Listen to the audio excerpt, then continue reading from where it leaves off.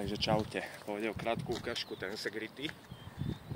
Bude to rýchla ukážka toho, čo robím s ľuďmi na sedeniach a podobne. Hej, takže idem na to. Cvičenia vyberám naozaj rôznorodé.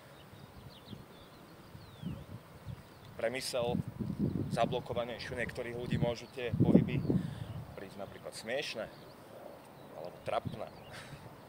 Hlavne si skúste predstaviť, robiť toto na verejnosti. Napríklad, že okolo vás chodia ľudia a vy proste absolútne neriešite ich dojem o vás, pretože je to dojem vás o vás, nie ich.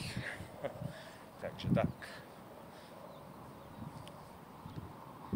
Ukážeme si niekoľko cvičení z rôznych kapitol.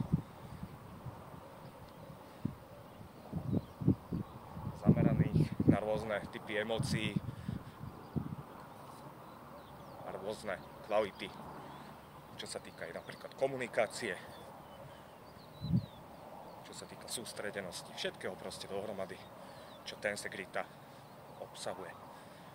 Keďže sa jedná o komplexný počin, súvisiaci úplne kompletne s celým tokom tela ako takého.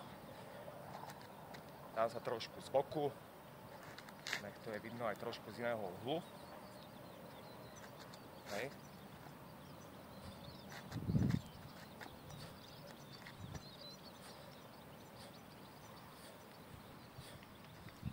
Dobre, ešte chvíľočku.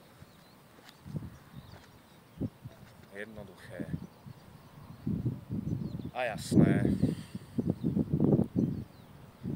Dobre, máme hotovo. Keby bol ďalší záujem, viete, kde sa máte ozvať.